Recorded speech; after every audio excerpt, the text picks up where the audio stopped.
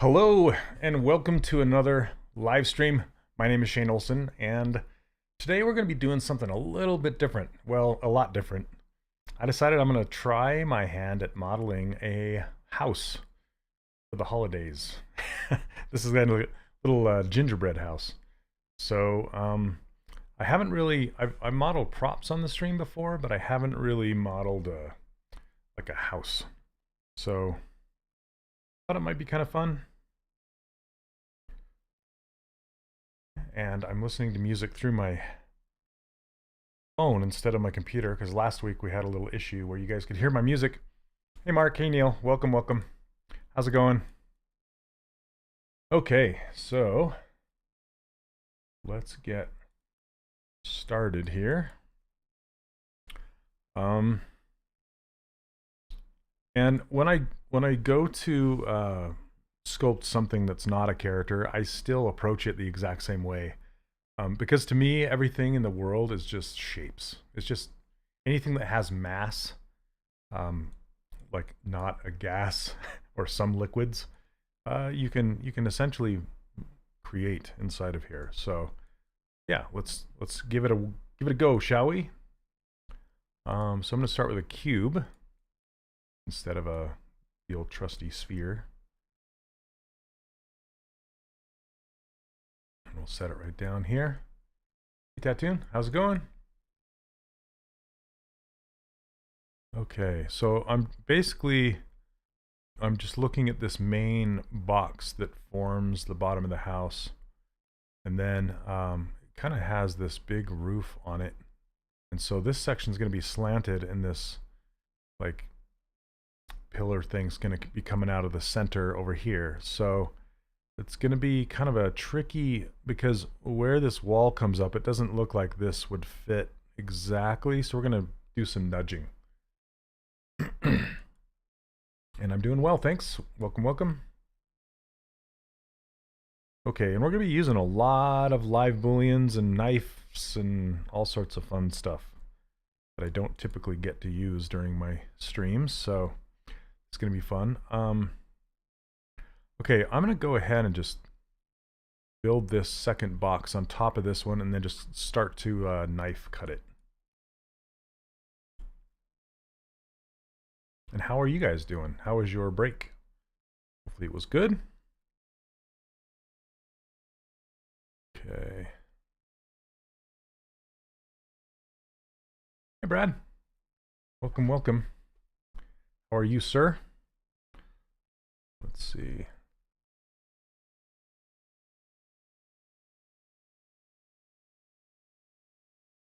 So I use the gizmo a lot I'm shrinking this down. This must be masked kind of strangely. One second here. Why isn't the whole thing coming? There we go. Okay, try it again. I don't have, yes I do have symmetry on. I'm not going to need very much symmetry. That's why it was getting stuck there. Like, why isn't that moving? Okay. And it's really interesting modeling things like this in ZBrush, because you kind of take a totally different approach than you would if you were modeling it in, say, Maya or something like that. Because I was a traditional box modeler, I guess you would call it. For, like, I don't know, a good 15 years of my career. Oh no, is it saying my name is Decapitalist? The title is wrong. Yeah, dang it. I'm not making mechs.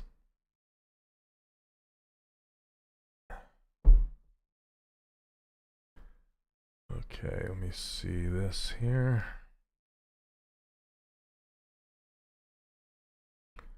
Sorry for the false advertisement there.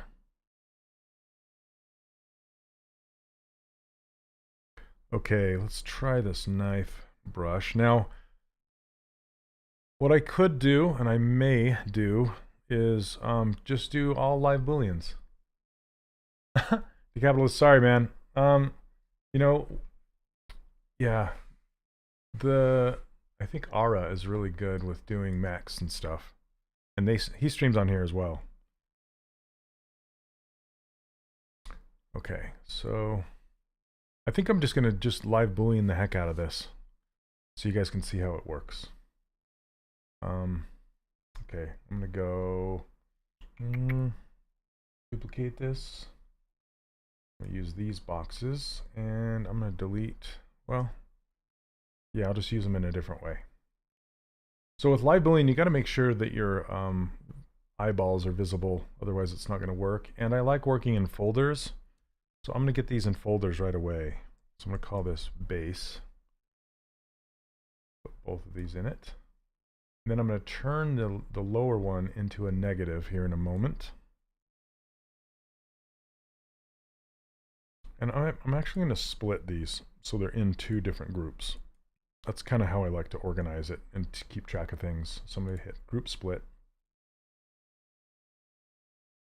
And now I have the main base and then these things cutting. And I like to put the actual, I think this is how it works. We're going to have to try it here, but it's been a while. But keep the base on top and then the cutters below that. So let's grab this cutter and we'll cut this side of the roof. And you can just go big with these shapes. Doesn't really matter. Just as long as you're covering everything you want to cut. Hey Christopher, I am live. Hello, welcome. Okay, this is interesting. I need to try, okay, Mitch. This is all of a sudden become an MC Escher painting because maybe I'll just have to hang this out. Okay, so see how this roof is hanging on this piece, and then as it goes down, it's continuing, and it looks like it's starting to hang on this piece, but further back. So yeah, I'm just gonna have to cover the whole thing with it. Okay, so that being said, we're just gonna do this. Okay, let's see here. And I've got this little triangular hole that it's going to create down underneath here if I slice it on this angle. So I'm going to get it as close as I can. Yeah, this is a little tricky. I'm just going to kind of make it up as I go and adjust it to work in 3D. So I'm going to change these two to cut. I'm going to turn on live boolean and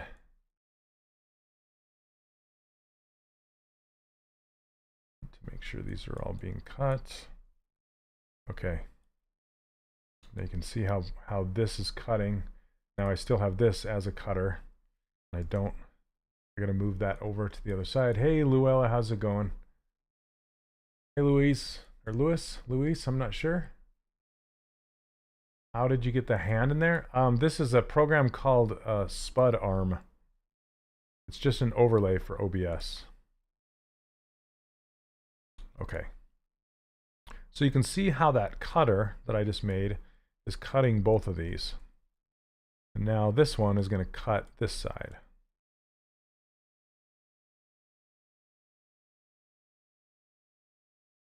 Okay. See, yeah, this is higher, this is lower. I don't know that Mitch really thought this one out. No, nothing against Mitch. I'm just saying you want to make it wide enough to make sure it's cutting all of that. Okay, you can put it in perspective so we can see what's happening. So this is lower. Hey Dan, you just started 3D Character Workshop 2.0, real sweet. Thank you. I appreciate it. I'm glad you're enjoying it. Okay.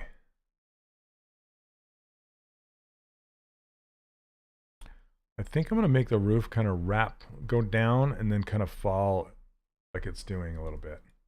Hey Warren, how you doing? Welcome, welcome. Because this side of the wall is so much taller than this side, And I don't know how that would really work. Okay, I'm gonna get that roof laying on there, and we're gonna see. We're gonna work our magic on this thing and figure it out. But let's get this this turret in here, and I'm just gonna append a shape. I appended a cylinder, but I'm not going to use the cylinder because it has poles. I'm actually going to replace it with my cylinder up here. So if I reset the gizmo, hit this cylinder, it's going to replace the object that I currently have selected. I can rotate this. And it's interesting because with architecture, I typically will use my mouse, not my pen. So yeah, that's a little interesting tidbit there. Okay, so nudge. I'm trying to get it inside of this wall. I might have to move that wall out, maybe even at a different angle to have this work. And also this this turret is kind of tapered, and I'll show you how to do that here in a minute. Hello and welcome. Did I miss any questions? All right, I don't think so. If I missed your question, please feel free to ask again. Okay, let's get it in here. I think that'll work. I might have to do two cutting cubes, or slice it in the center and adjust the angles that are being sliced just to get this to work. Okay, so I'm gonna actually mask off the bottom of this, raise the top to where it would be, and I can click on this go to unmasked mesh center. That's a mouthful. And it will put the gizmo in the middle, and I can kind of scale it out a little bit. Inverse that mask. Click on this again. When you inverse the mask, it doesn't really look like anything happened, but it actually reversed what was masked. Go down here and then kind of taper that down. And what's nice about these insert multi-meshes from the brush, I made these in Maya. You'll see that they have like a quad cap rather than a pole cap. And what that allows me to do is subdivide it, so I can turn on dynamic subdivisions. And it already comes in pre-creased, so it will hold that edge really nice.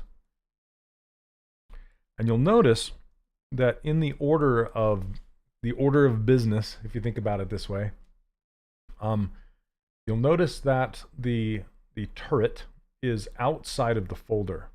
That means that the turret is not being affected by these cutters. Okay, so that's how you can cut something with live boolean and then have something stick through that copy, right? So live booleans are extremely powerful. Let's just go ahead and save this. Hello from Germany, hello.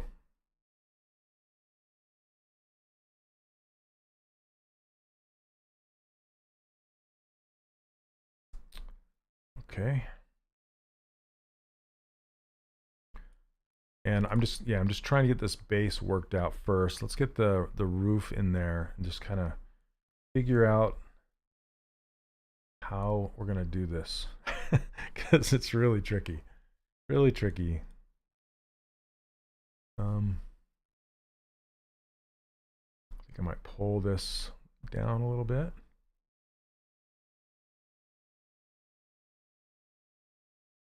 Oh, sweet. Okay. I just got a message from Brian Beatty.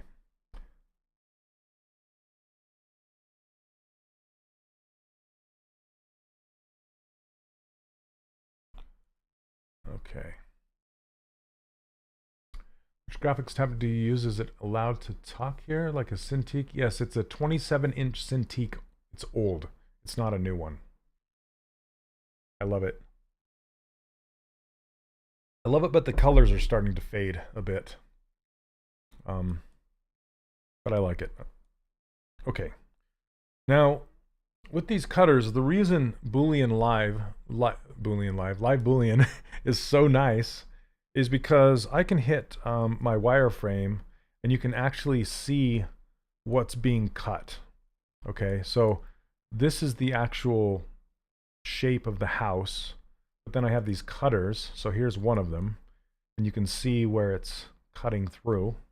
And then here's the other one. You can see where that one is cutting through. It's really nice because it's very non-destructive. Very non-destructive. Any other Boolean system that I've ever used has been destructive. So, yeah, let's make this roof. I'm just going to make it out of a plane and bend it. So let's do another append here. Append. Oh, come on.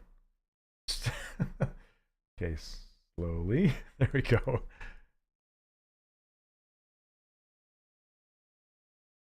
Okay, this is too many polys. So I'm actually going to swap it out with one of my cubes that's just a single face. Let's do that instead. Okay, here's my cube. Why is it not showing? Oh, it's tiny. Why are you tiny, cube? Okay, I'm going to turn off perspective for a second. I've been working in perspective. I usually don't. I typically don't like to work in perspective because with the knife cuts and things like that, it will it kind of throws it off a little bit. So I'm going to take this cube, turn it on its quarter, and now I have this top side and this top side, and I can delete the rest. So, oops, I don't want that. Let's do a lasso. I can hide that. So then all I'm left with is the roof. And I can turn on double just so we can see it, okay? And then I'm going to hit delete hidden. Now we can take this roof, reset the gizmo, center it, and then raise it up here. And I can use dynamic subdivisions. I'll turn on, I'll just hit D to turn it on. And you'll see that it gets subdivided, right? And it kind of messes things up. But I'm going to turn on a thickness. I'm just going to crank up the thickness a bit. Okay. And then I can put in some support edges so it doesn't do that. Okay. Because I have everything creased. I wish creases would hold the edges of a flat plane like this when I turn on dynamic sub Ds, but it doesn't. So the way I can work around that is by adding some support edges, like you do when I should say, in days of old when I would box model. Okay, I'm not that old. Okay, so I can go to ZModeler, and by default it's set up just to have insert mesh or insert edge loop. So I can click on this edge, and you can see it brings an edge in, and I'm going to slide it really close to that edge. I'll add another one, slide it really close to this side, and then I'll put one in horizontally and slide it down here. And then same with the other side. I'll insert one and slide it down here. Now when I hit D, it kind of holds its edge, but now it's giving me this weird whatever's happening here. So to fix that, I can bevel this edge, or I can insert another edge. But let's just bevel it. Edge loop complete. Okay. And that's just going to split it on the top. Did it not work? Come on. There we go. Now if I hit D, then we have a nice beveled top there. Okay. So I'm all over the place with this. Okay. Is there a particular reason you would use live boolean for your roof instead of using ZModeler to make the house? Yeah, non-destructive. So with live booleans, it's just non-destructive. I can just model it without destroying stuff. And with ZModeler, it's a little bit slower, and I destroy stuff. So that's the biggest reason. Let's see. Okay. Mask this off. I can just bring it on down and hang it off of here. Okay, and I can do the same thing to the other side. Now, when you do this, your gizmo does not have to be anywhere near your vertices, your dots. You can just, it can be wherever you want, and you can just drag it out. Okay, now you'll notice it has all these different shapes to it, and it's just kind of it kind of reminds me of what's that thick cake icing that you put over cakes to decorate them. I want to say, oh gosh, I can't remember the name of it. Anyway, this kind of reminds me of that. This is sort of a gingerbreadish house.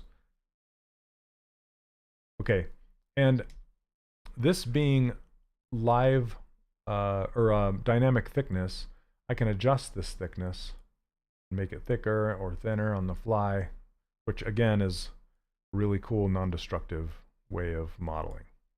I can turn it off and I can see exactly what I'm editing. So this is what I'm really editing, but if I hit D, this is going to be the final result, okay? Do you think neural networks will replace artists? Should newbies be afraid if they won't find a job? My opinion on that is no. I think that AI will help, but I don't think it'll take anyone's jobs. And the reason why is because when I was an art director, I want to deal with a person specifically and adjust certain, like for example, there's really no way we could have done Disney Infinity using AI now or ever. So I'm not, in my experience, I'm not really too concerned.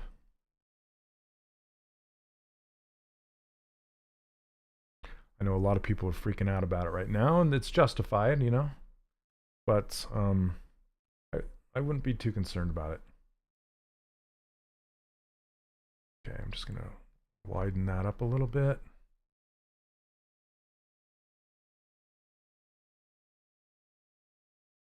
Okay, now these polys are being stretched down the one side.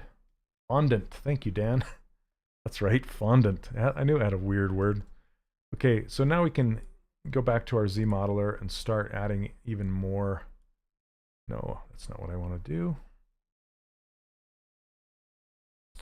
I want to insert, not bevel. So back to insert. And let's put one here. We'll put one here. And then one over here, just where you want to bend it is what I'm looking for. I mean, I could put one up here too. And here. Maybe one more here. Okay. Let's see what we can do with this now. So, and I'm going to extrude it back along the entire length of the house, but for now, I'm just editing it up front so I can see what I'm doing. Okay, so you can grab this bit.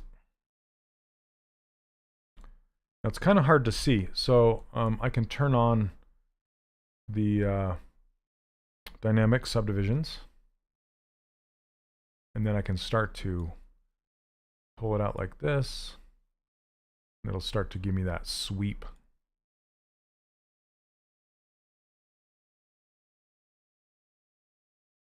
Okay, then I can pull this one in a little bit. So it has even more of that sweep going up. My view on AI is that they are okay for meme posts, but they are not production ready. Exactly. I've also read there's only so much AI can learn before it starts overwriting what it's learned. Yeah, that's so true. I mean, it's only gathering from what already exists, right? And so it can continue to learn, but and I've seen some really fascinating stuff, and I think it's stuff that I don't know that any human would ever think of. That I think is the key of the whole thing. Is it's going to give us new ideas that maybe we would never have thought of on our own. and that excites me. Like I saw like Native Americans as the Avengers, and that, if you haven't seen that, that was just like, that blew my mind because it was really well done. I'm just like, oh my gosh, I would never have thought of that. And it did a decent job. I mean, you could tell it was AI, but some of the ideas that it took from existing images of Native Americans and different things, it's, I don't think a human would ever think to put that together, maybe, but I don't know. I don't know. And for me, that part of it is quite exciting because it's like an idea generator. It's not a finished product generator. It's like, okay, I can take what AI has given me, and then I can make it production ready after that. Hopefully. Okay, so I'm gonna sweep this. I think this is gonna work now. Now that I see this roof kind of swooping down, but you can see my box is kind of peeking through right here, so I'll have to slice that box. That's why I was saying I might have to use a different cutter to cut through that.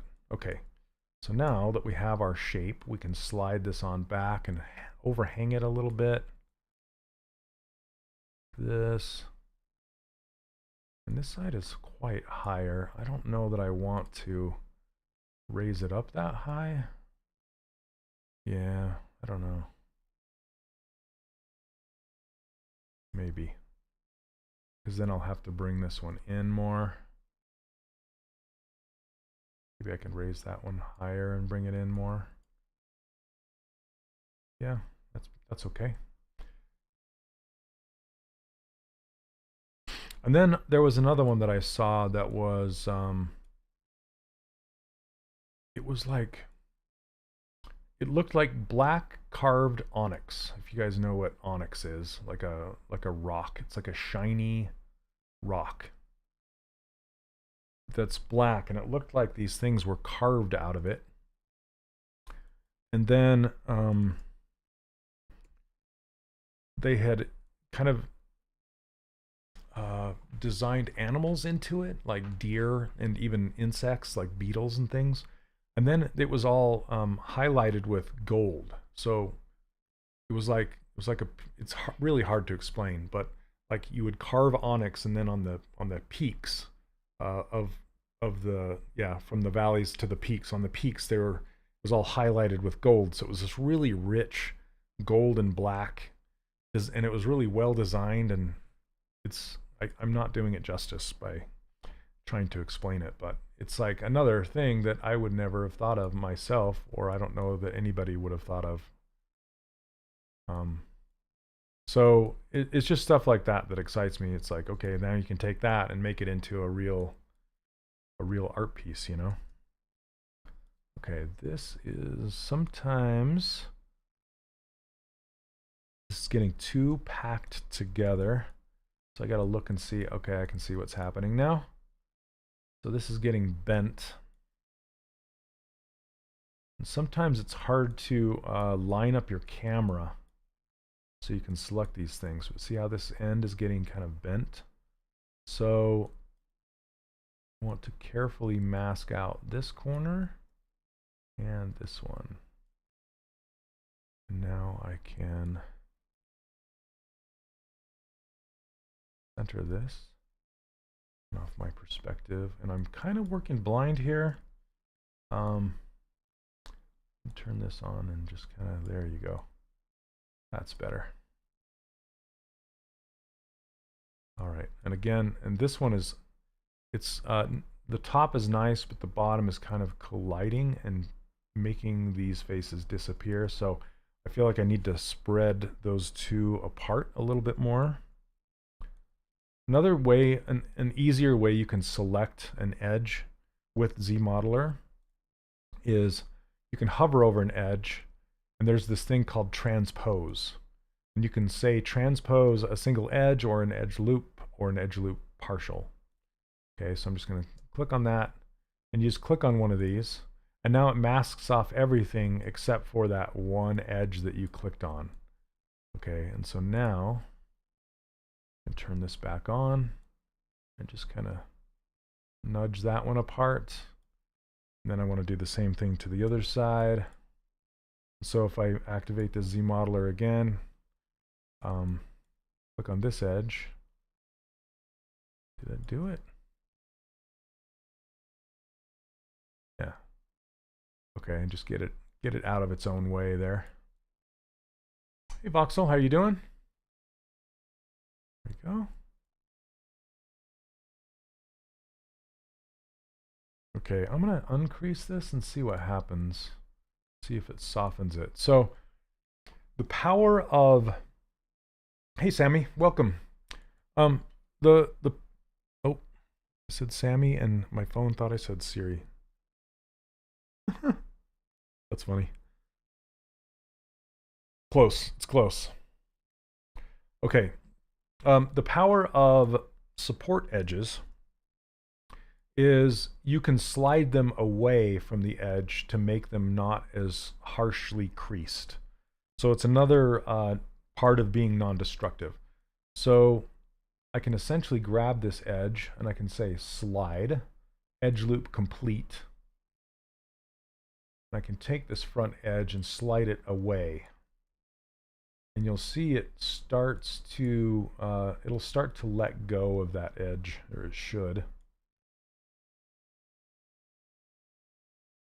Turn off post sub D, that's why. Okay. So now it's starting to become softer. Look more like snow. This is supposed to be snow. Okay. So I'll do the same thing to the back and the sides here. Slide this a little bit away. And that just kind of relaxes the creases on the edges.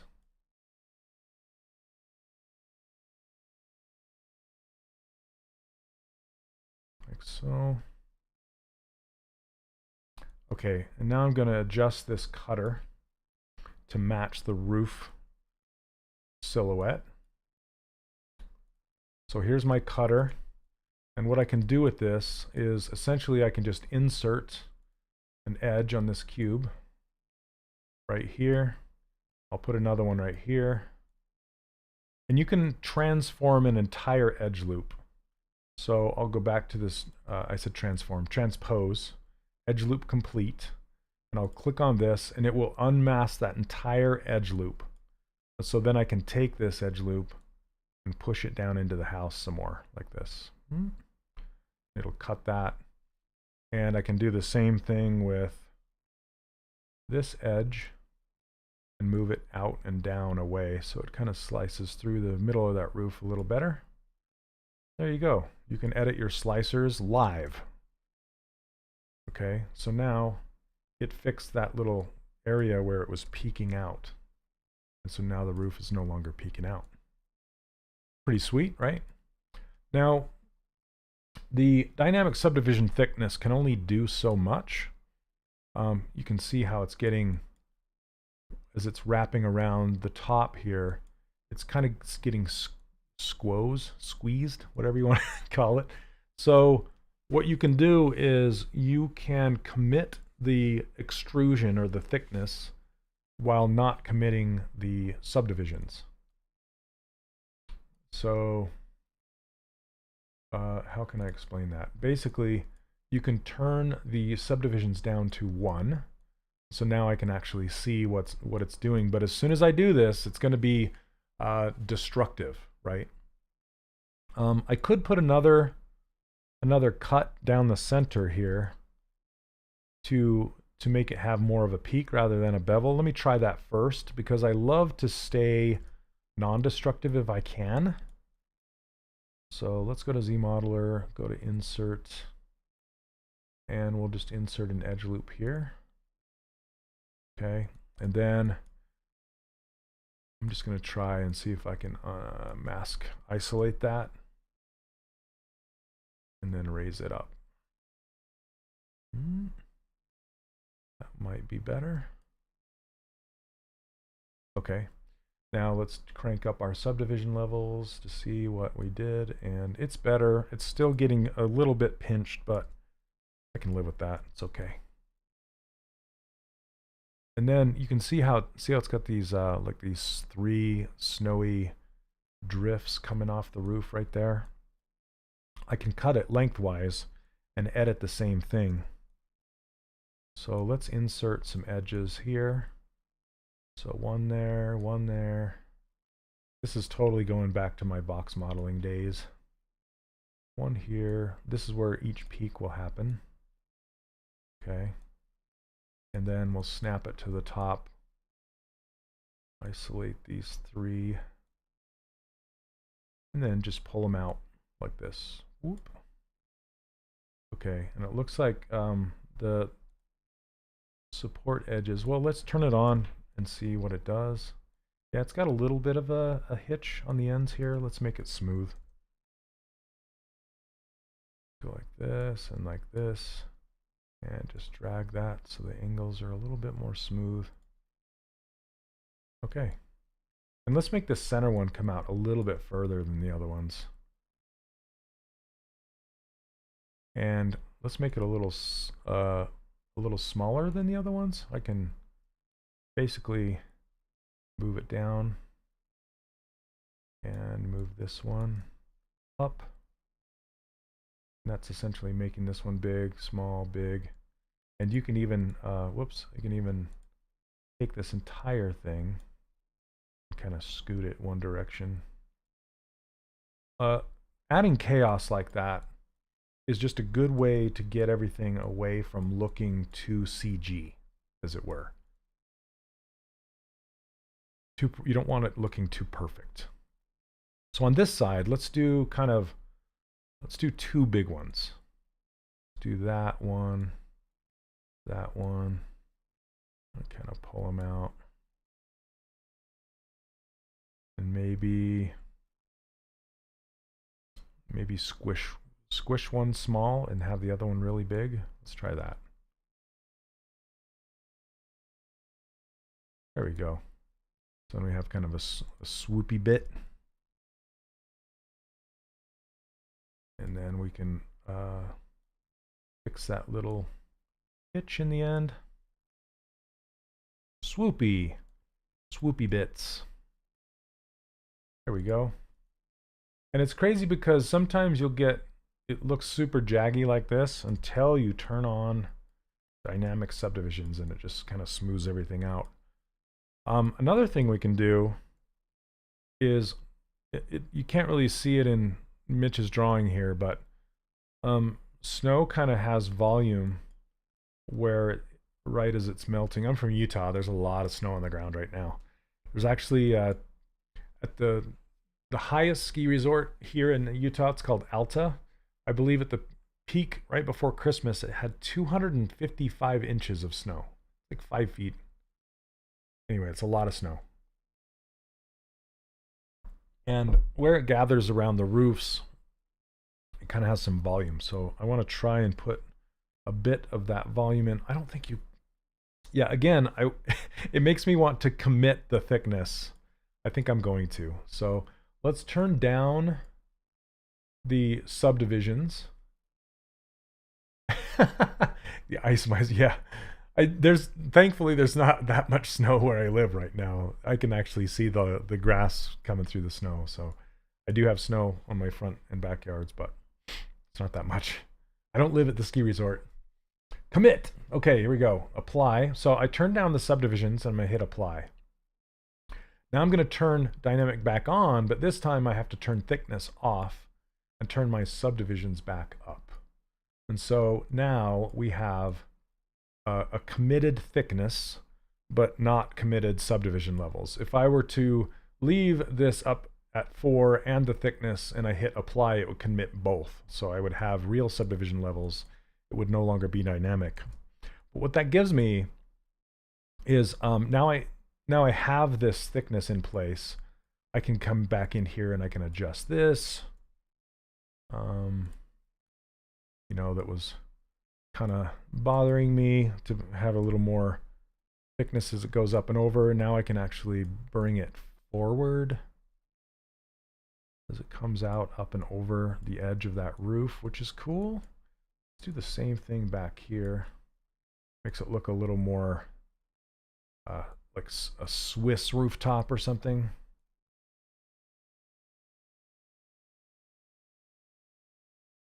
Not only snow on the roof, but the roof itself is thatched, not wooden. Exactly. Yep, yep.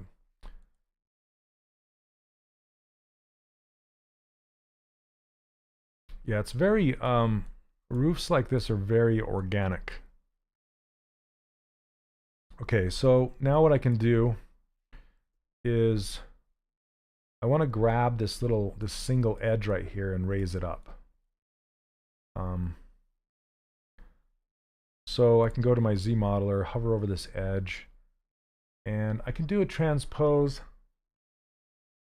Let's see, I'm trying to, I don't want to move, I don't want to extrude it, I just want to move it. So let me just transpose a single edge now. So with Z modeler brush, it's really nice because it's grouped into actions. So this is what you want to do, and then it's grouped into targets. This is what you want to do, and this is what you want to do it to. Okay, and sometimes there's another group down here that is like an augment or some more choices. Okay, but it's really well organized in my opinion. So now I can just click on that single edge and raise it up like this. Clear that mask, do it again to this one. Do it again. And I could go through and unmask all of these and, you know. But see, it just kind of adds a fun thickness to each of these little swoopies. And it makes kind of a valley going down here. It's just kind of fun. Okay. Let me save this.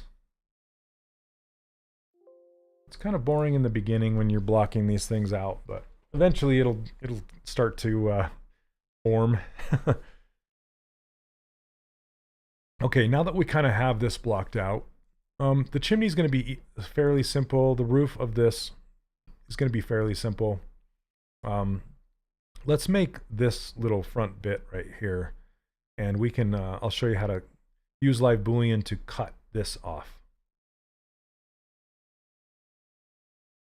Okay. And, but before I do that, I want to edit the house just a little bit more to give it some more character, because you'll see that it's, it actually goes from thin down here to thick. It's kind of shaped like this, not straight up and down. So you kind of want to add character wherever you can. Okay. It looks like this got a little bit too low down here, so I'm going to raise that up. There we go. Hey, Steamworks. Welcome, welcome. Okay, so see, that's the, I mean, if this was actually chopped up, you know, these boxes, I could easily move the points up and down as well. It's not that big a deal. But it's just nice to have the editability of the live booleans, especially when the shapes get more complex, like when I start to cut these windows out. Because in traditional modeling, I would have to like physically go in there and add enough geometry to then be able to extrude and get rid of those areas. But with live boolean, all you have to do is make this window shape, and you can make it super simple and then just shove it through there. You know, it's really empowering is a word I'll use. Okay, let's pick our base.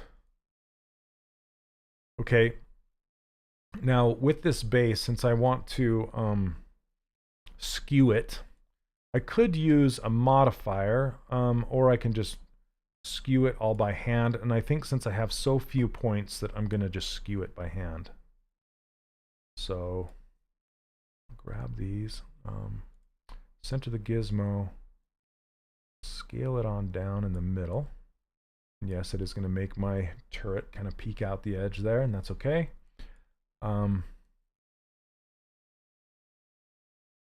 And then I'll take up the one up here, and I want to scale it up. Let's see, come on, not rotate. There we go.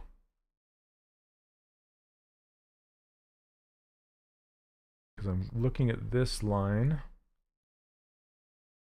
and this is, yep, that's good. It's all skewed.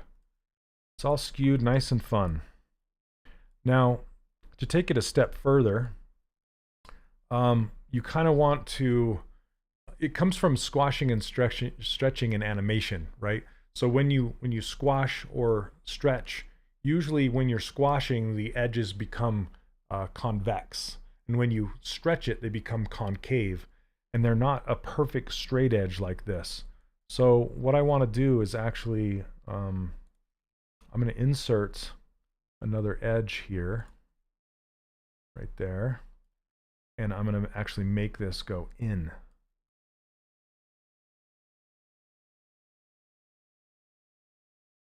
And for a freelance job, I just barely did a tree house in the same style. And it was a tree house that went inside of a library.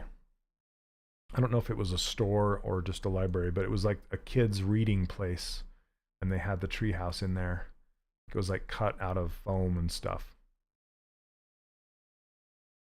And so it needed to look very inviting and cartoony.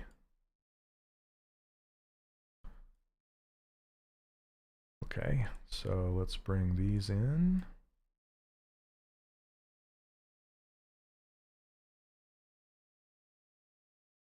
Now I think I'm going to do the same thing out the back and hang this upper roof over the back. Like this. Oh. Sorry, one sec. There we go. Select that. There we go. Hey Judy, did you make the figures behind you? I did.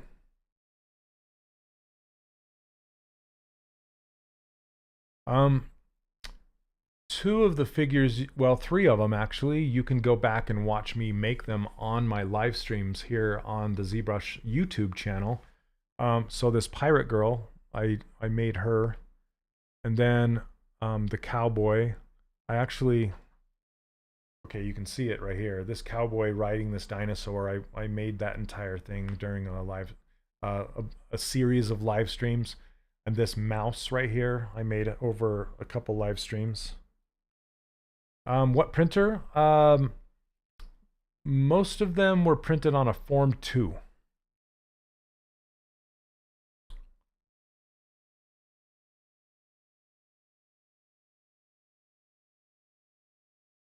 I have a Form 3 as well, but I haven't printed too many things on it yet. Now you can see this bit, I pulled it too far out of the cutter, so it's not being cut. There we go. So the non-destructive nature of this whole thing, I can go back in and fix it. Let's go, I'm definitely go watch them. Yeah. Well, thanks for joining. Hope you enjoy them.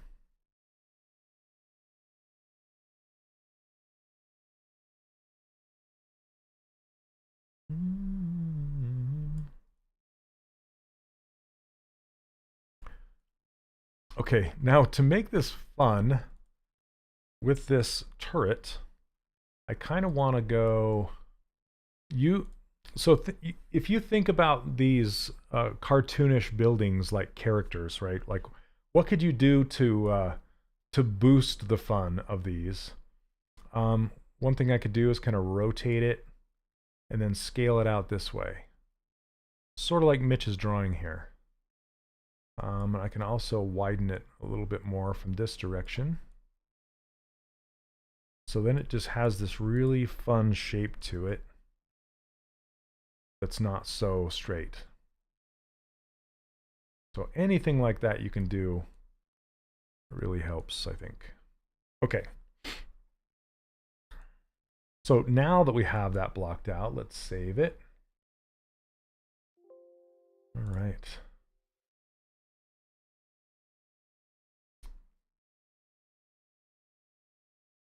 It's like crisp but glacial speed. Yes, it's very, very slow. Not fast. It's not a fast printer for sure. But the results that you get, I mean, all you got to do is let it run overnight, right? It's not like you you really need it quick.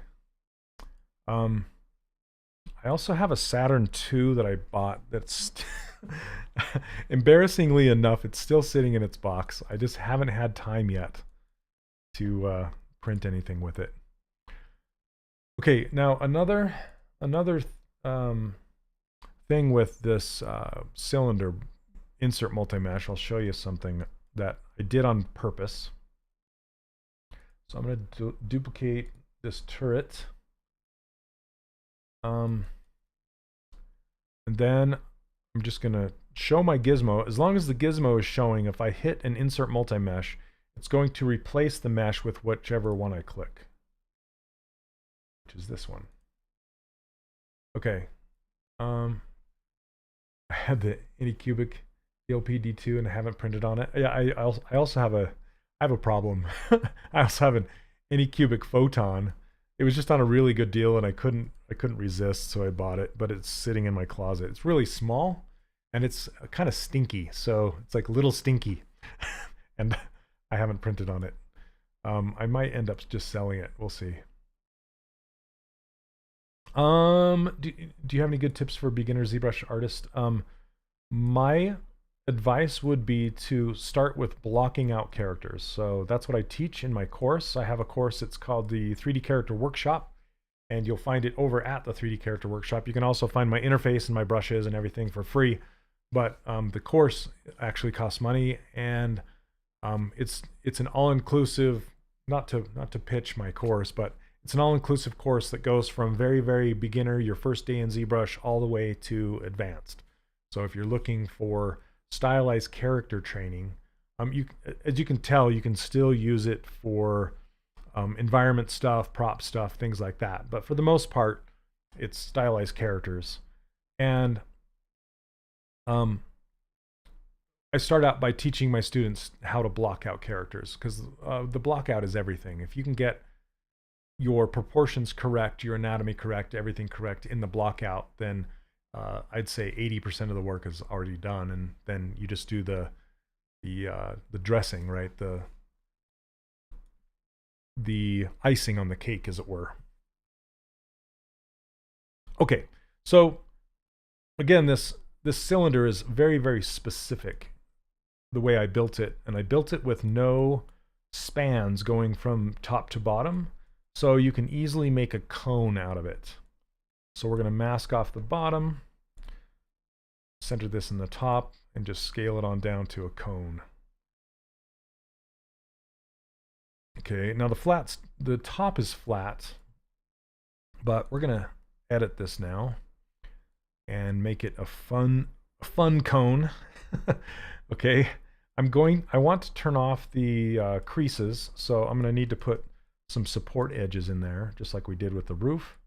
Grab the Z modeler, insert, not inset, but insert. There we go. I had the face selected there. Okay, we're going to kind of put it down here, and we'll put another one up here, then one more in the middle, so we can get that concave effect. And I'm going to go to transpose edge loop partial. Click on this, center my gizmo, and then bring it on in so it has that concave curve to it. And now I can also get rid of all of the creases and subdivide it. And now we have our fun looking roof, and then we can just kind of go around here and make it look like snow. Okay, and the top's kind of flat, so for that we can just come in here with smooth, but I don't want to destroy it, so I'm going to turn my smoothing intensity down really low and just smooth up that top just a little bit. Maybe even relax it a little bit. There we go. Okay. And I'll come back in and do these the snow swoopies in a little bit. Now let's I said we were going to make this front porch thing, but I got distracted, sidetracked. Okay, I'm really excited about that Saturn though, because it's a very affordable printer with very high resolution that prints quickly, and they, you know, Elgu, the company Elgu, has water-based resins, so meaning you can clean with water rather than isopropyl alcohol, which is very, very toxic and smelly. And they also have some plant-based, I can't remember if they're the same resin, but they also have plant-based resins. You know what I want to do with this now that I'm kind of looking at this overhang is kind of overhanging this as well. It's about 25 micron, I believe so. It's a, is it an 8K? Is it Saturn II 8K or 4K? I can't recall. But the resolution's quite high on it. And it doesn't use a laser, it uses photography, so it's very quick. Again, I have yet to use it, so. Okay, see, very editable. 8K. Which when I worked at Disney, we had a printer that was called oh gosh, what was it called? Man, my brain today. My old man brain's kicking back in. Something Tech. What was it called? Envision Tech. That's what it was. Envision Tech. So we had an Envision Tech, and it was very, very expensive. It was like $80,000 printer, and it was the size of a refrigerator. And now we can have the same quality of prints in our house for like $600. You know, and that just blows my mind. It blows my mind because it wasn't that long ago. It was like 5, 6, 7 years ago. It wasn't that long ago that we had that massive refrigerator size printer. Okay. So let's look at this. I want to pull this down a little bit more too.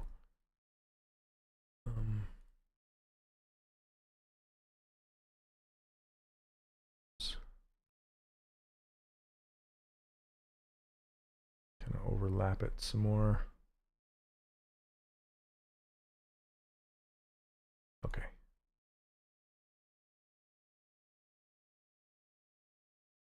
Non-destructive. That's the way to go. All right. Little porch. Here we go. Little porch. So again, I like to duplicate objects. Oops, that's not what I meant to do. What did I just duplicate? The cutter? I think I just duplicated the cutter. Let's see. No, I duplicated the house itself. Okay. Let me pull this down and out over here and then replace it with a cube. Okay, there we go. You have to wait till it finishes well to see if the print was successful. Yeah, so with that EnvisionTech printer, it was laser based and it had a vat of resin that you would, so with like the Formlabs printers and the Saturn printers, it has a little tiny vat for the resin to go into, and then it just constantly keeps filling that vat full of resin. But the EnvisionTech, the entire thing was just a giant vat. That's why it was so big. And as it would print, it would pull the print down into the resin, so you couldn't see if it failed or not. So the Formlabs printers will pull the model up and out of the resin so you can see it. And so if you have a failure, you can stop the print and start it again. But with the EnvisionTech, you couldn't tell until it was like 14 hours later, like that SpongeBob, 14 hours later. And then you pull it out and it's like destroyed, and you just wasted all that resin and all that time, and yeah, it was a mess. So printing technology has come a long ways. Really, really exciting times, in my opinion. I mean, so I can, you know, design this house and then print it out and set it on my, like my mantle of my fireplace or whatever. It's pretty cool.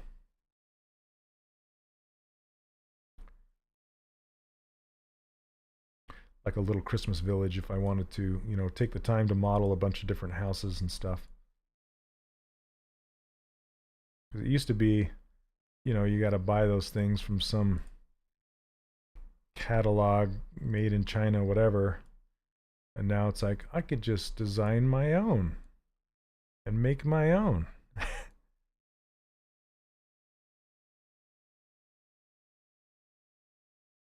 It's pretty liberating, is a good word. Okay.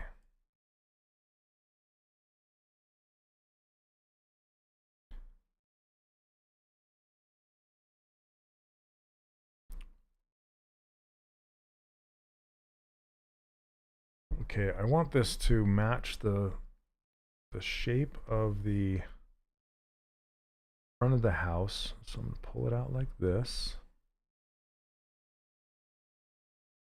And again, I want to make it kind of flare out along the top, come down inside.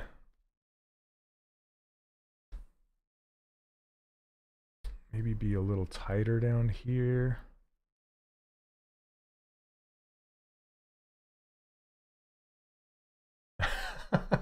So yeah, I have this little hand down here.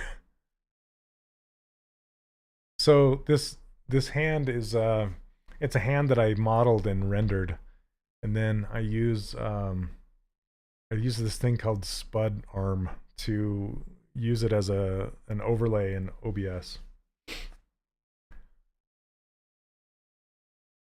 Okay, so I want to get this shape of this this door to be an arch doorway, right? Oh yeah, I also modeled the hand down here and posed it. It's supposed to be a bear's hand, because my logo is a bear, like a cartoon bear. Okay.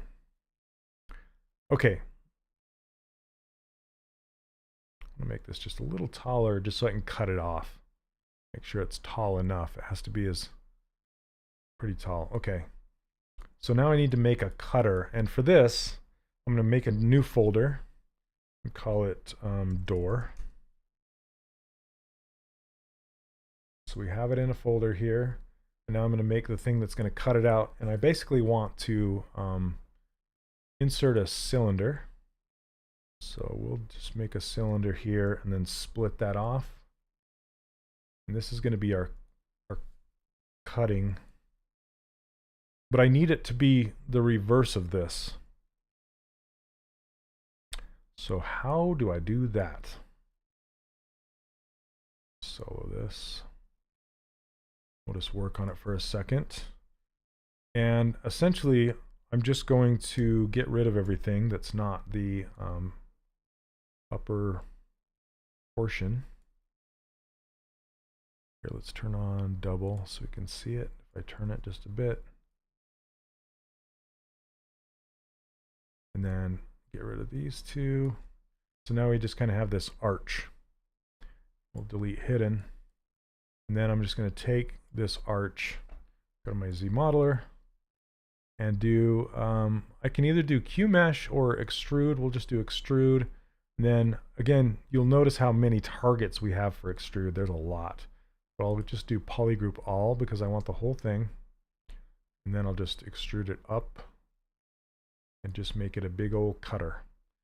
Then I want to have the edges when I hit dynamic. See how it kind of loses those hard edges. That's because it's not creased. So with our Z modeler, we can just crease this by hand. So crease, edge, just go 1, 2, 3, 4. Okay, and then I'm going to crease this front. 2 in the back, 3, 4, and we're good. Now we have this nice cap that we can use to cut with. We'll turn on cut and we'll bring it to the top of the door, expand it out. And now with these cutters, you don't have to put it right on the edge. You can overlap it. So you can kind of overlap like this. And then you want to push it all the way through. And it should only affect this door. See? Isn't that wild? So now we have a nice arched doorway. I kind of want to make it shorter and even more like pushed out. Okay. Yeah, when it comes to hard surface modeling with ZModeler, it's all of a sudden it becomes more about like the tricks and tips and tricks you can do to make it work for you. Like, how would you go about doing this, you know? I really want to warp that out. That's kind of a cool shape. You can see it being cut out like that. Looks a little too Halloween though. Okay. Now I made it a little too short. So let's raise it back up. No. There we go. And then okay. Really warp that sucker. Okay. And then we'll have to go to our cut geo and scale that up as well. And bring it on down, and that should do it. There we go. Okay. So now we can just make our little snow-covered roof, which is funny because it wouldn't have that much snow on it because it's being blocked by this thing, that's this overhang. That's okay. I actually want it to warp out forward a little bit more than it is. Try it again. Is this I want to mask off this back point because I only want to pull the front point forward. There we go. Give these two lines so they're not parallel.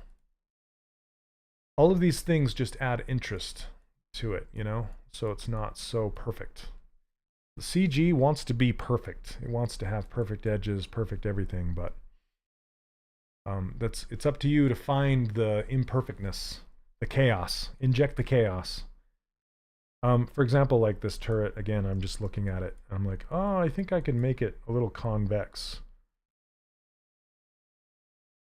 So I'm going to insert a really quick edge right here, and then transpose, center my gizmo, and scale it on down. See, that just makes it a little more fun. Sound like Bob Ross. A little more fun. Okay. See, and you can see this is a perfect example. This line on this chimney. See, that's not a straight line, it's convex.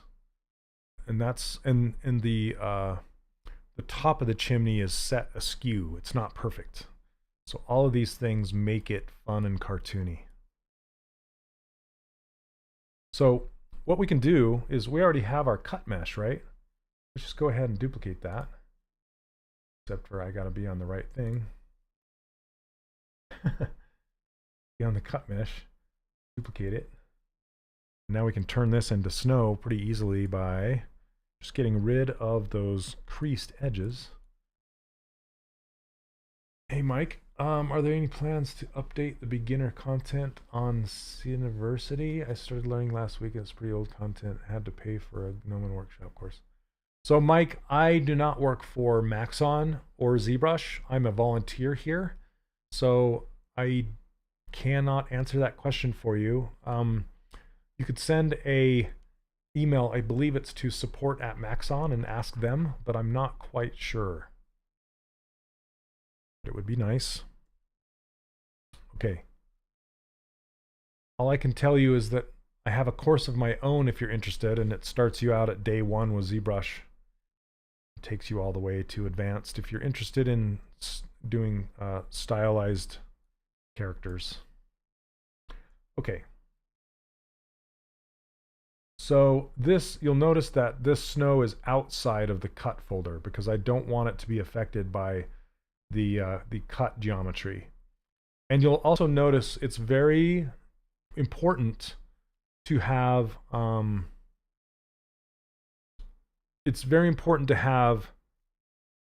in the correct order, the objects in the correct order, your subtools. So you want your object that you're cutting to be the very first or second, you know, in that order, the visible parts to be on the top, and the cut meshes to be on the bottom, the things that you're using to boolean out the negative from. So that's the order that you want it. And then the folders are key to organizing what gets cut and what gets left alone, okay? Because I know a lot of people get frustrated with it. They're just like, this is cutting out of this object and I don't want it to, and it's not cutting out of this one and I want it to, and how do I get it to work? So that's the secret sauce, is the order in which you put things together. So I have the whole house right here. The turret I don't want to be cut. The roof I don't want cut. And the turret roof. And then I do want that little piece to cut out the top of the door. So that's why I stuck it in its own folder. And now we have the snow on top. So now that we have the snow, we can edit it to look like this snow. Okay. And I like to keep everything nice and low, so it's very editable.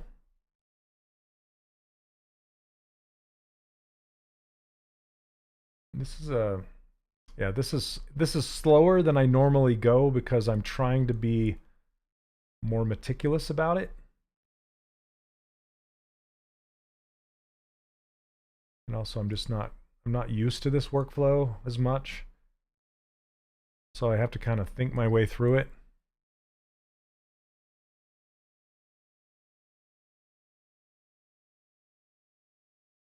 Okay, and sometimes having live boolean turned on introduces some artifacting. So you'll see that, and if you want to, you can turn it off, but you can turn off live boolean, but it'll also bring back, then you can see all your shapes. So these are all of my cut shapes, and it kind of looks like a mess. So I just kind of deal with it. Okay.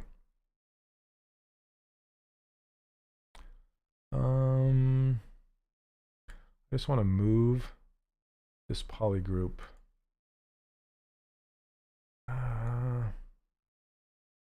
See, sometimes I'm just like, how do I get this? I think I'm just going to slide the edges down. Partial. Let's see if this works. Yeah, that's kind of what I want. Do the same thing. You know what would be easier is if I just re-extruded it. Okay. So I'm just going to delete this. So I just have this. And then I'll just re-extrude it the thickness I want it. Because I don't want it that thick. I just want it about like this. I could introduce dynamic subdivision, but, well, dynamic thickness, I should say, but this is fine. Okay, let's do an insert.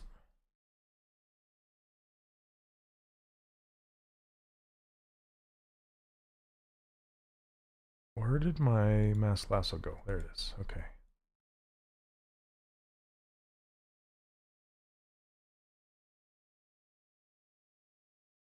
I just want to get those swoopy bits again.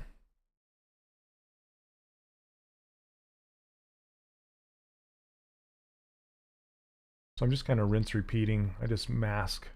If you hold down Control to mask, and then you add Alt to it, it will isolate what you select. So if I just want this to be unmasked, I can either mask it and then invert it, That's one way of doing it. Or the faster way is to mask it and then add Alt. So it'll turn white, then you can let it go and it'll do the same thing. It's just kind of a shortcut to get you there.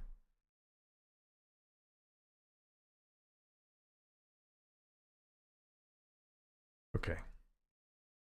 And I want to crank up the smooth subdivisions. And I'm going to add a support edge because this edge is getting too thin for my taste.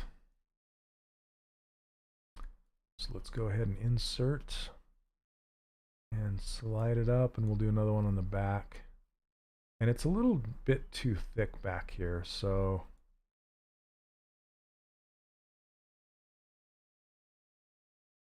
let's bring it on up and then tilt it a little bit. Kind of running blind, so let's show that. There we go.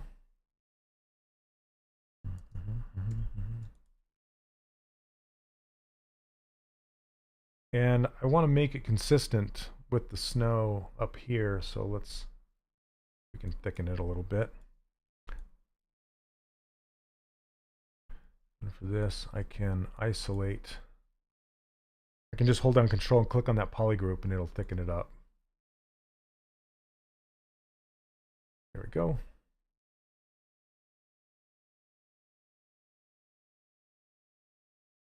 Looks like a wig, a hat wig, and it's not as steep as this. I want to make it steeper, so let's fix it. Let's blur the mask. Probably too blurred.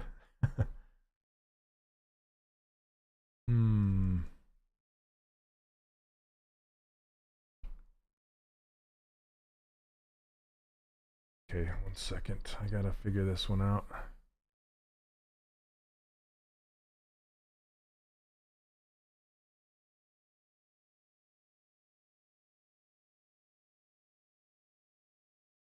Sometimes you wish you had, or I wish I had symmetry turned on. I just have to resort to old-fashioned methods like scaling.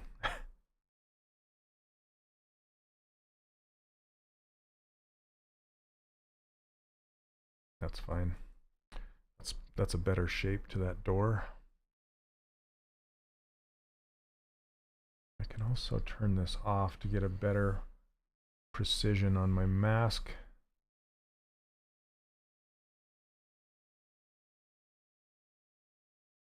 Okay. I'm happier with that. Now I have to adjust my cut. My cut mesh. That is not it. This is it. What is everybody working on today? I always like to ask that because a lot of people like to sculpt along with me doing their own thing and listen in while I'm doing my thing, which is fun.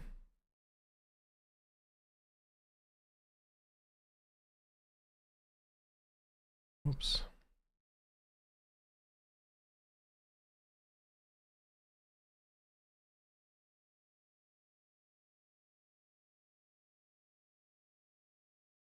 3D vegetation, like what?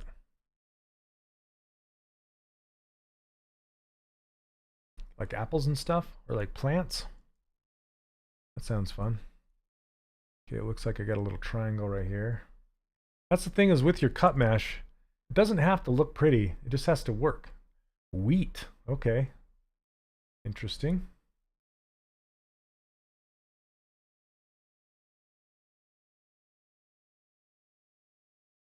How old was I when I started 3D modeling? I'm gonna have to think about that for a second. Okay, why is this not cutting? Oh, because it has to be visible. Okay. You gotta make sure if you ever run into that issue where it's not chopping like you want it to, not snipping out your stuff, make sure all your visibility is turned on. If it's not, it won't be snipping. For a wheat field, nice.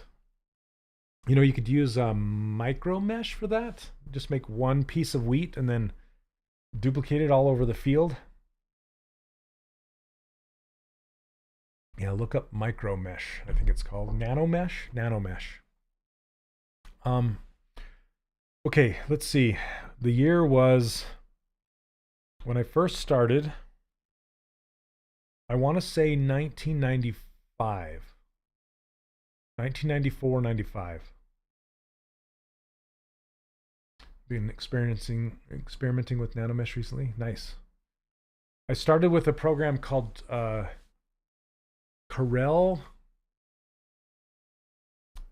3D Modeler. Was it? What was it? Well, it was before it was owned by Corel, actually. And I messed around with this program called TrueSpace. You guys remember TrueSpace? That was an old one.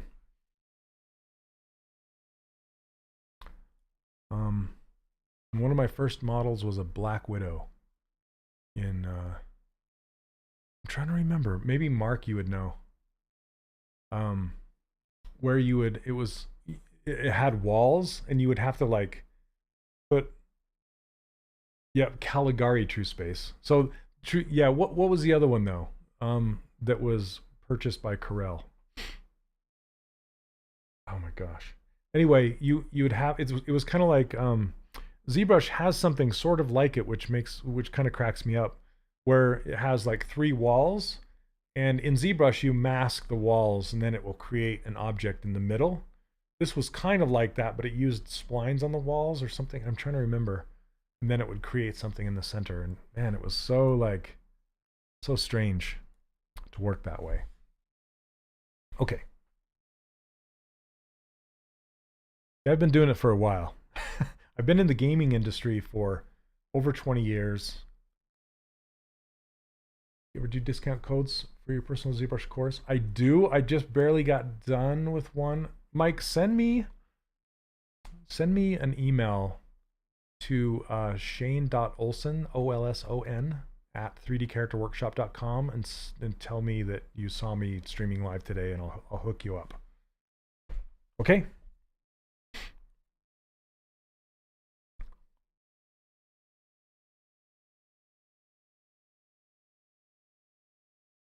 Okay, so let's see. I got that shape.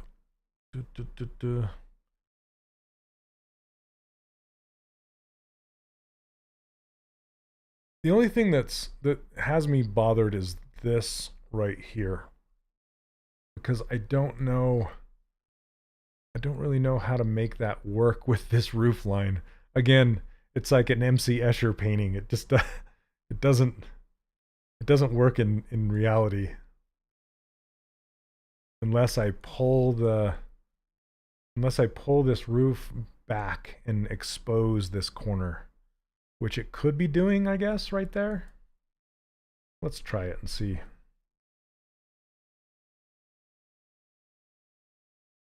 I'm trying to decide if I want to do it to both sides of the roof. I guess no, since this is shorter. Okay. I also find myself talking out loud more during this stream because I'm like trying to work things out. Hey, Murph from Egypt, hello. Welcome. One of my favorite students is from Egypt. His name is George Zaki. You can look him up. He does wonderful anatomy blockouts. Yeah, that slant. It's like, what's really happening right there? Okay.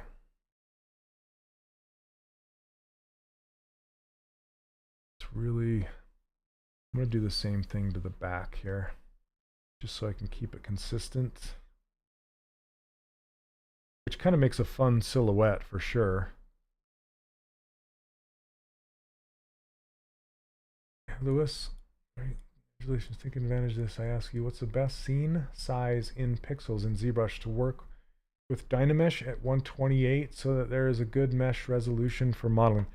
First of all, great question, Lewis. I would say go get my ruler file from 3dcharacterworkshop.com. It is it's about halfway down the page. Let me show you really quick.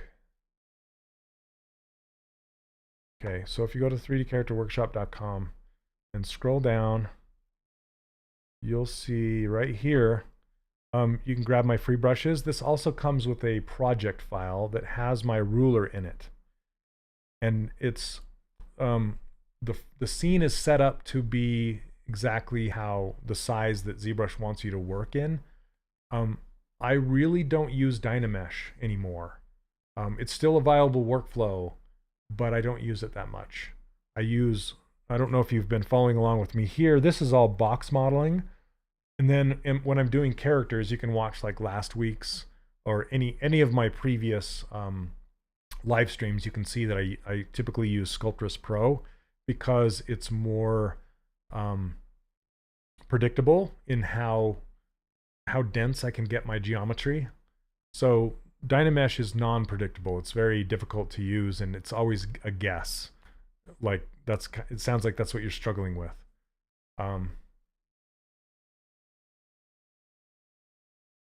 Okay.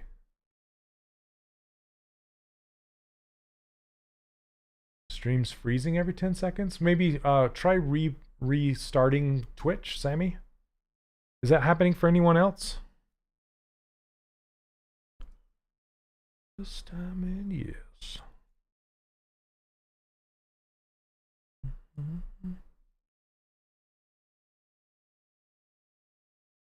Yeah, just try refreshing your app or the site. Doing no wrong. No wrong. Okay.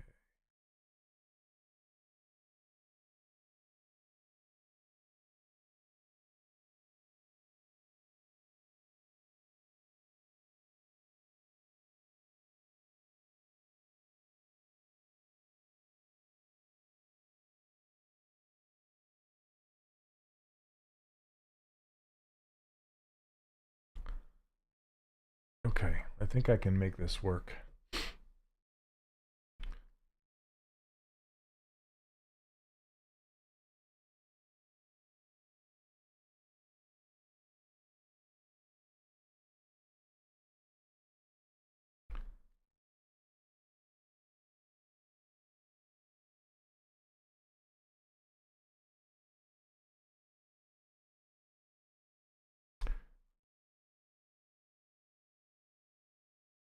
Okay, so now let's do some of this framework, and that'll start to make it. Oh, looks like I got a little bit.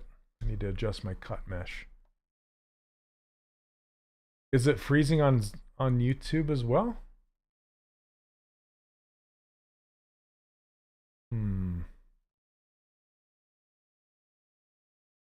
Dang it.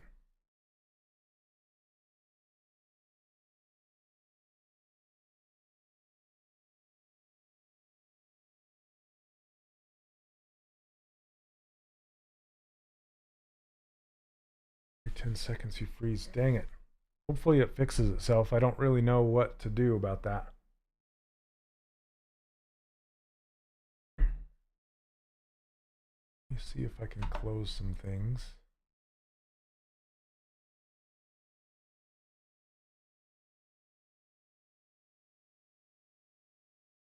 Discord.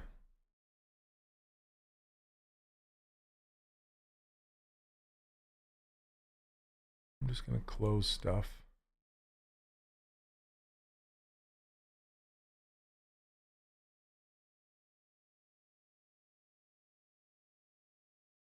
No, I'm going to close Chrome too. That's a hog.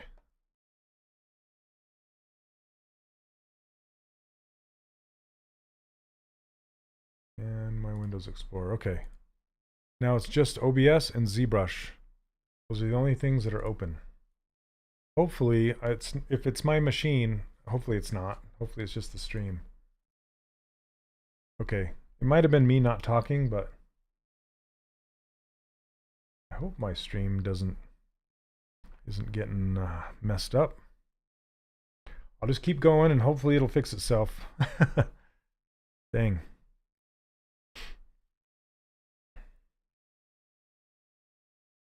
Okay.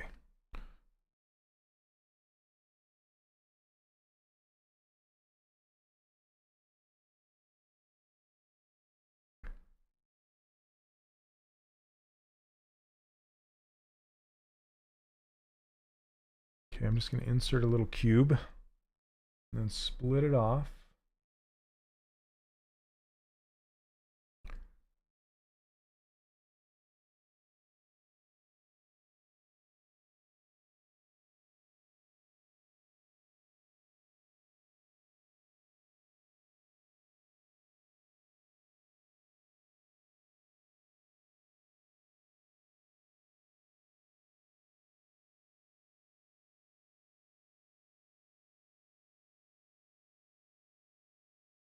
And then this is just a matter of duplicating and moving things around.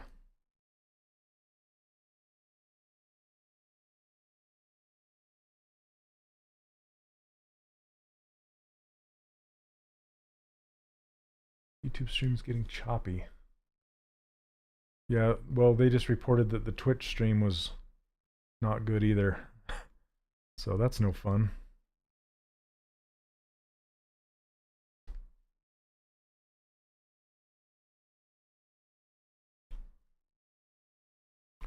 I'm going to auto group this so I can duplicate these one at a time.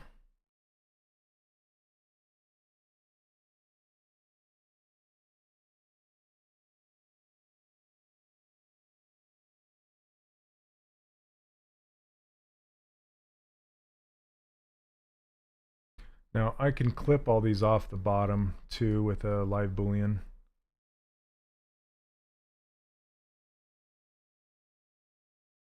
Okay.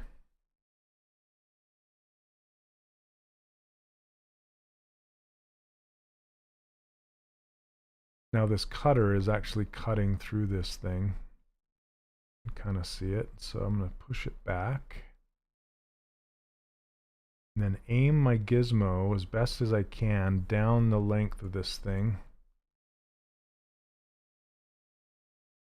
So I can scale it like that. And I don't want these to be cut. So I'm going to move them out of the folder. So they're no longer being cut.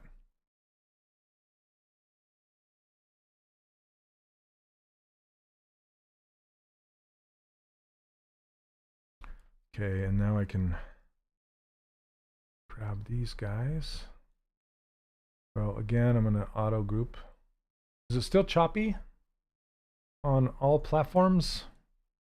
I apologize for that if it is.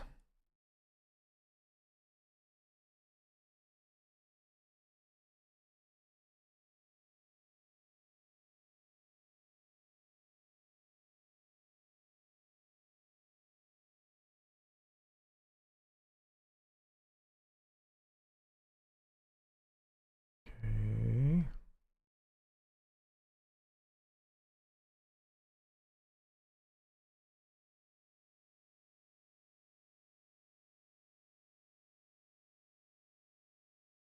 Yeah, let me know. Not that there's anything I can do about it. I did everything I could think of. Ugh.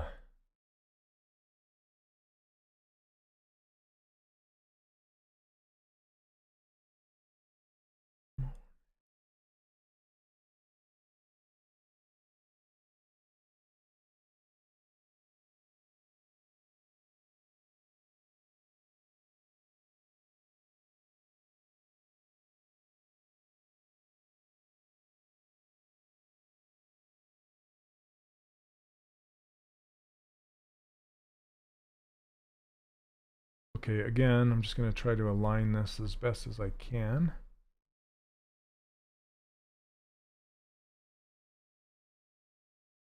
Still on a good result in the resolution of a work. Making a comparison, we would say that the work in box modeling would be like working with vectors in CorelDRAW, kind of.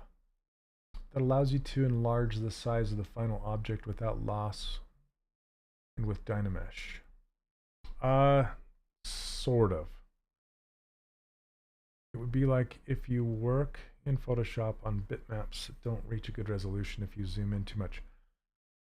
Not necessarily, no. It's the resolution doesn't really change according to scale in the scene. It's basically the same no matter how large it is. It's not like an image. Yeah, so Dynamesh sort of works that way. Dynamesh, the density of Dynamesh depends on the scale of your scene. That's true. So if your scene is small, you can, and you have a high number in your Dynamesh, that's going to make your mesh very dense. And if you have a very large scene with very low Dynamesh number, that's going to make your Dynamesh very low resolution. So that with Dynamesh, it does work the way you're thinking. But with what I'm doing here, this is just, it's a box. So there's just 4 points on the top, 4 points on the bottom, and it, Dynamesh fills that volume with a whole bunch of little dots. So I don't know how to really explain it well, but the geometry is so simple that it doesn't matter if you scale it up or not.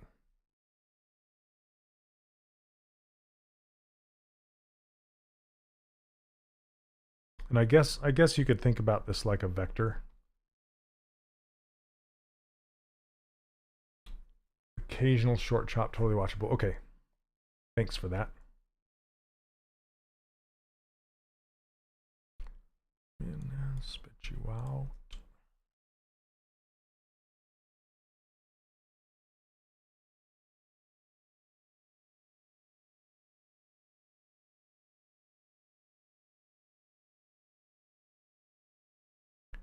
Okay, I'm just trying my best to make this work.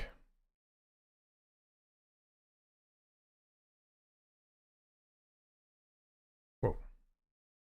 Didn't mean to do that. So what I'm doing here to duplicate is if I hold down Control with this gizmo showing and I use translate, like these little corners or these arrows, if I translate it in any direction while holding Control, it duplicates that object.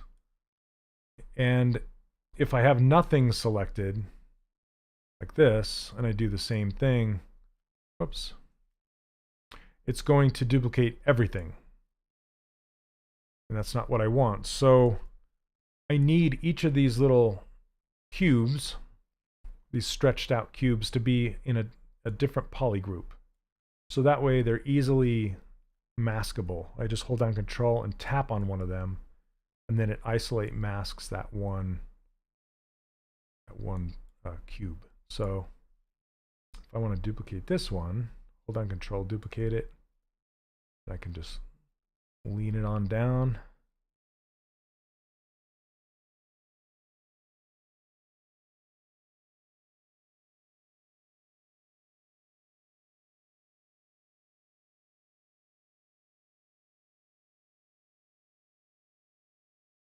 Okay.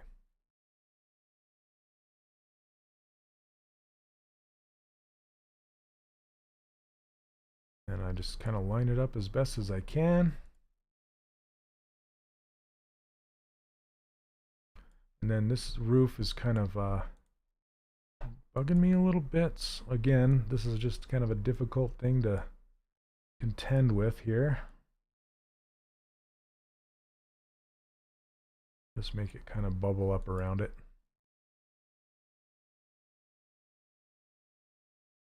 Pull this out a little bit more. And then you can see I kind of made a hole right here. I can adjust this to match what's happening there. Okay. Now we don't have too much longer to in the stream, so I'm going to show you some things that I would do. I don't want this clipping through. Okay, so now that that's not clipping through, I'm just going to move this up like this. There we go. That works. Okay, I just wanted to show you how I would do these windows so you guys can see how to do those windows. And then with these little support braces underneath here, what I would do is I would build those down on 0, 0 with radial symmetry and then move them up into place. But building the rest of this, I'm just going to kind of walk myself through the exact thing that I've been doing so far. So with this door, what's really nice about the door is you can build these singular slats, and then you can do the same thing that I did with the top of this and just cut all of those slats with live boolean all at once. And then I can use an oval shaped cylinder to cut that little window out. And then I could put the two slats outside of the folder so they wouldn't get cut. And that's how you can make that little window. But I was going to show you how to do these windows really quick. So, relatively quick. Looks like it's a buffering problem, Mark. I always have buffering problems. I don't understand. Is it in both? So it's in both YouTube and Twitch? I wonder if it's my internet. Sounds like an internet issue.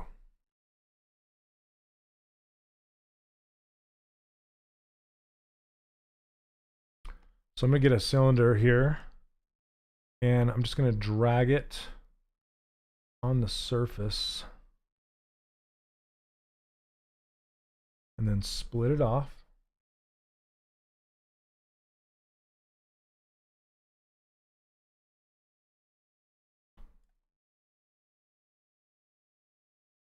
So it seems like it tends to happen whenever I'm doing either live booleans or if my Sculptris Pro mesh gets too heavy, it'll start to chug. And it'll start to buffer, or it'll make my voice sound like a robot. Been having that a lot lately. Okay, so for this, I'm basically going to mask off the top of this, stretch the bottom out, and then clip the bottom of this window straight with the clip curve brush.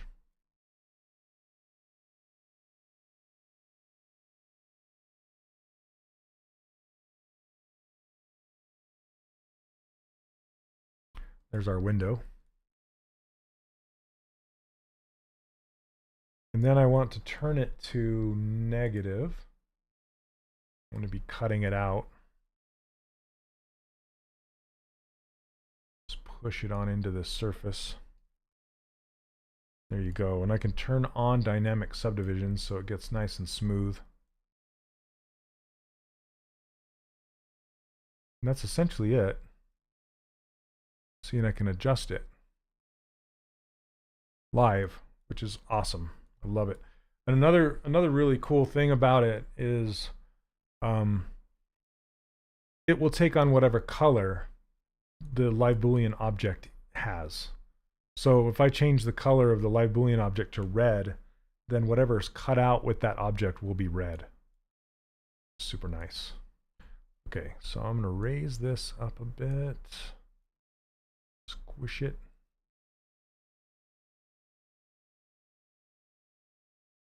Got to make room for the bricks and this flower thing.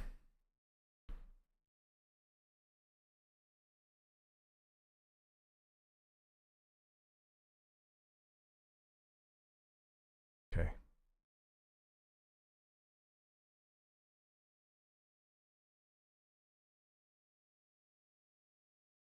move it over just a little bit. Thanks again. Sorry for so many questions. Cleared my doubts. Good afternoon. All right. Almost night in Brazil. Have a good night. Thanks for joining the stream. Okay. So now that that's getting cut out, with these bricks, I can make each of these bricks be its own piece. And I want to make them outside of that folder, so I'm just going to select this this turret right here, and I'm just going to insert a cube. Well, I'm actually going to do a sphere. Let's do a sphere. And I'm just going to draw it right here, and then do a split group, arrow down to select it. Yeah, it might, my computer's getting kind of chunky, kind of laggy, so it might be that. 5 booleans.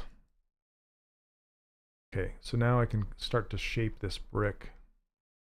I'm going to use move infinite. So it'll shoot the movement all the way through the brick.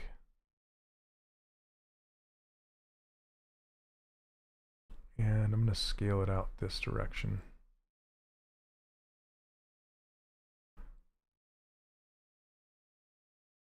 I'm worried about getting closer because it'll really ping my CPU. It's almost like making a tooth.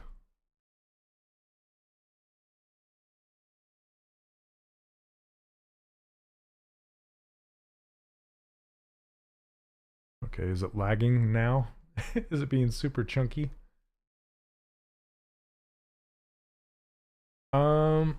I just came here. I just want to ask you if you're thinking about the materials when you're sculpting, especially if you don't have it on the reference. Yeah, absolutely. I mean, I'm getting the forms and the shapes in first, and then I'll worry about the materials later, but it's definitely part of it. It's on my mind.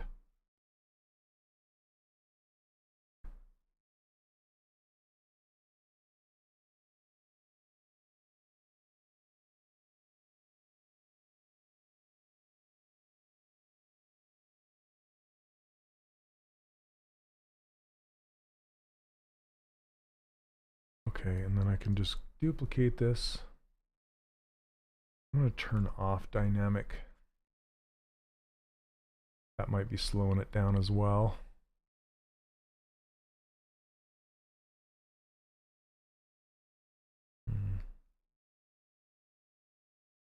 Okay.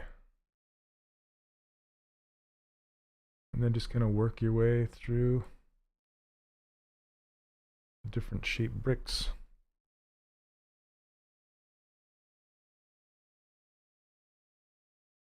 And I can always do an auto group, put each of these in their own group. So is it still having problems, you guys? Probably.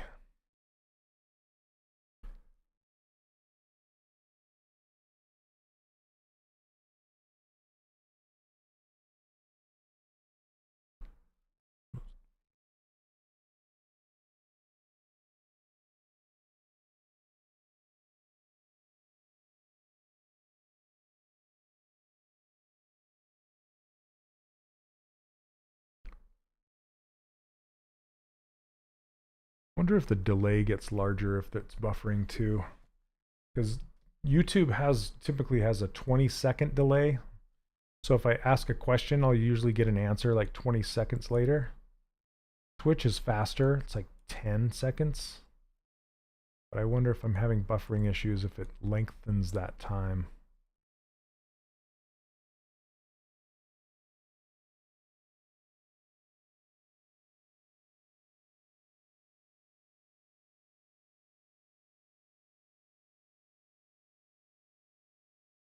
I think, yeah, I think people are taking off because it's starting to be chunky. I apologize.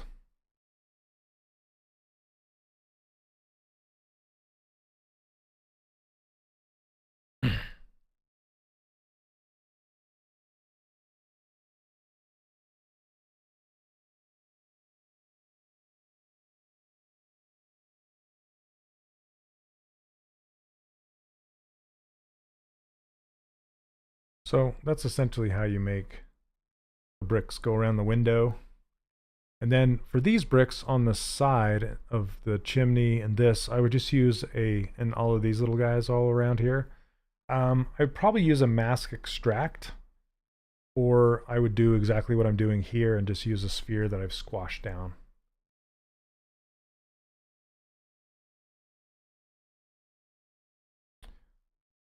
So, all right.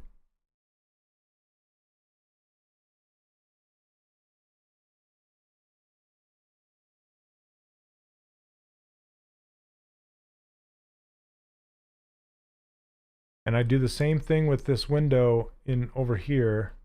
So I can actually go grab that cutting mesh and duplicate it and move it over here and cut out this piece. And I probably want to put it in a new folder called turret.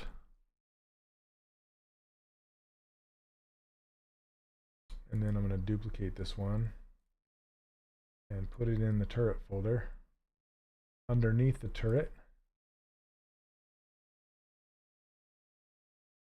And delete it from it. And let's move it over there.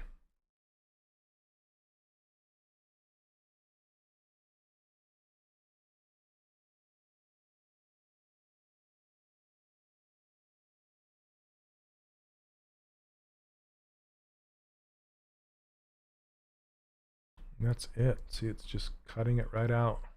Let's make it taller and narrower.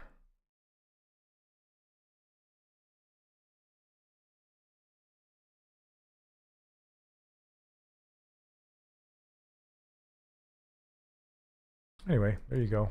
Something like that.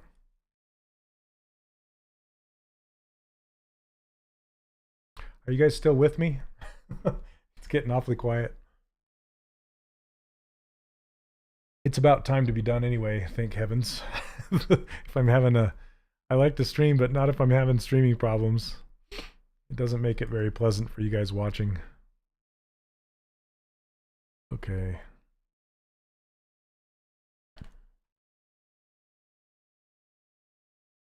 And I do want to make this little tree, and I don't know if I'll make the well or not.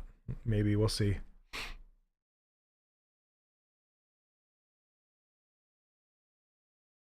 I'll put a little box under this window here.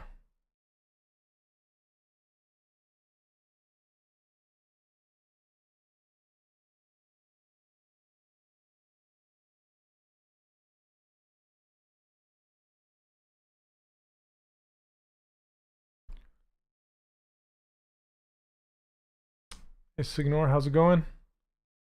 Thank you, you too.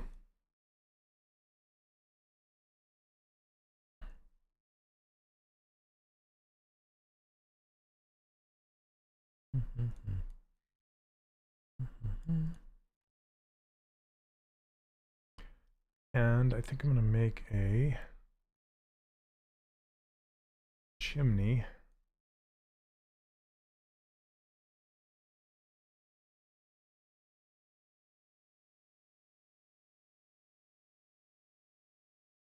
I'm just trying to rush at this point, making little edits.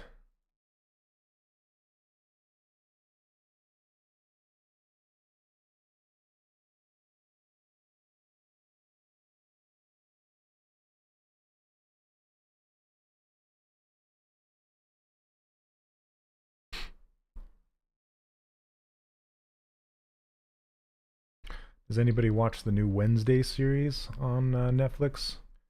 Been enjoying that quite a bit. No spoilers, but I really like it. Okay, let's insert edge loop here.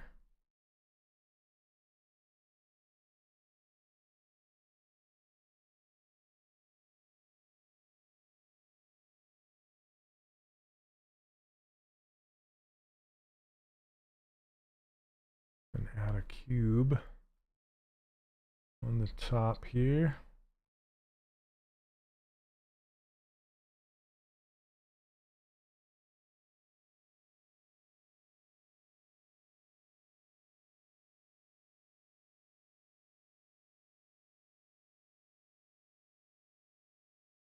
And again, you want to kind of add the chaos and add the fun.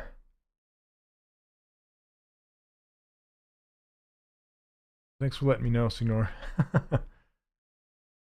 don't know if that's how you say your name. Thanks for that. I was like, is that okay? Oh, I'm about to take off though.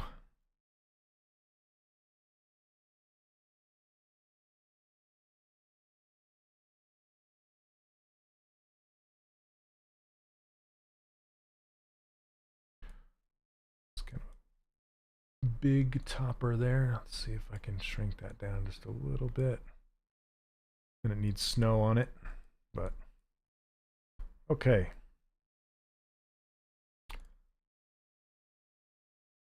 Still working on YouTube? All right. Did Twitch crash? Like everybody just bailed, but all right, guys. I think I'm gonna be done here. Let's save this. Done with the stream, not with the house. Anyway, it was fun to make a house, not a character for once. Turn on perspective so we can see it. You can kind of see where it's going. I need to make this this turret a lot shorter and the roof a lot fatter. So, all right, guys. Well, thank you so much for watching. I'll try to get things sorted for next time, but I stream every single Monday at 11 a.m. Pacific time, so you can catch me then.